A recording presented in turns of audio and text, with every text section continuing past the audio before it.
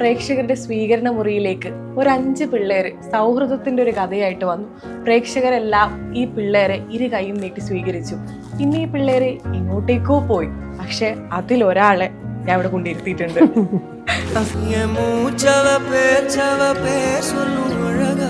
ശ്യാമാളിയാന്ന് വിളിക്കണോ അംബരീഷ് എന്ന് വിളിക്കണോ? എങ്ങനെ വിളിച്ചാലും കുഴപ്പമില്ല, രണ്ടും എൻ്റെ ഒരു ജീവിതത്തിന്റെ പാർട്ട് തന്നെയാണ്. ഏഷ്യാനെറ്റിലെ കത്തിവെക്കുന്ന പ്രൈം ടൈമിലുള്ള എല്ലാ സീരിയലിലും അഭിനയിക്കുമ്പോഴും സ്വന്തം പാർട്ട്ണർക്ക് വേണ്ടി ഈ ഒരു ഡിസിഷൻ എടുക്കാനാണ്. അതായത് ആ ഒരു ഡിസിഷൻ എടുക്കുമ്പോൾ ഇപ്പൊ വീട്ടിൽ നിന്നായാലും ഫ്രണ്ട്സ് ആയാലും പറഞ്ഞിട്ടുണ്ടാവില്ലേ, അംബരീഷേ വേണ്ട, നിന്റെ കരിയറിന്റെ പീക്ക് ടൈം ആണ്, ഒരു പ്രേമത്തിന് വേണ്ടി ഇതൊന്നും മാറ്റി വെക്കരുതെന്ന് പറഞ്ഞിട്ടുണ്ടായിരുന്നു. പക്ഷെ പലപ്പോഴും ഈ പറഞ്ഞ നമ്മുടെ ഇൻഡസ്ട്രി, ഞാനൊക്കെ വർക്ക് ചെയ്യുന്ന സമയത്ത് കാശിന് 10 തവണ വിളിച്ചാൽ മാത്രമേ നമുക്കൊക്കെ പേയ്മെന്റ് കിട്ടുള്ളൂ. ഞാൻ വർക്ക് ചെയ്തിട്ടുള്ള ഒരു 6-7 പ്രോജക്റ്റിന് പേയ്മെന്റ്സ് ഒക്കെ എനിക്ക് ഇപ്പോഴും എനിക്ക് പെൻഡിങ് ആണ്. ഇപ്പോൾ എല്ലാ സീരിയലും എടുത്തു നോക്കിയാലും ഭയങ്കര കോമഡി ടൈപ്പാണ്. അപ്പൊ ആ ഒരു വ്യക്തി ജീവിതത്തിൽ ഇത്രയും റൊമാൻറ്റിക് ആണ്, അല്ലെങ്കിൽ ജീവിതത്തിൽ ഇത്രയും ഒരു ധൈര്യമുള്ള ആളാണ് എന്ന് കേൾക്കുന്നതിൽ ഒരു ഡിഫറെന്റ് ആയിട്ടുള്ള ഒരു പെർസ്പെക്റ്റീവ് ആണ്. അങ്ങനെയുള്ള അറിഞ്ഞതിൽ സന്തോഷം.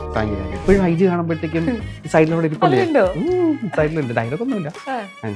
IG സിനിമ വരുമ്പോഴത്തേക്ക് അതിനകത്ത് ചെറിയൊരു പോർഷനിൽ ഞാൻ അപ്പോൾ അവിടെ ഇരുന്ന് ഫ്രണ്ടിലിരിക്കുന്ന ആളോട് സംസാരിക്കുന്ന എനിക്കുണ്ടായിരുന്ന ഡയലോഗ് സിനിമയ്ക്കകത്ത് അവർ വേണ്ടെന്ന് വെക്കുന്നു.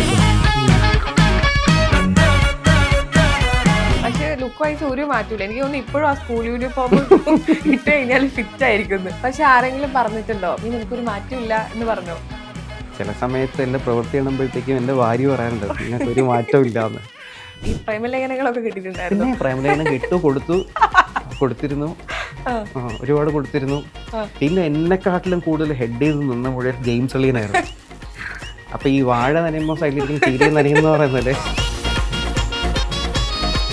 അതിന്റെ ടൈറ്റിൽ സോങ് ഇപ്പോഴും ആളുകള് ഇൻസ്റ്റയില് വീണ്ടും കേൾക്കുന്നുണ്ട്. ഓർമ്മ തണ്ടാളില് അക്ഷരപ്പൂവ്.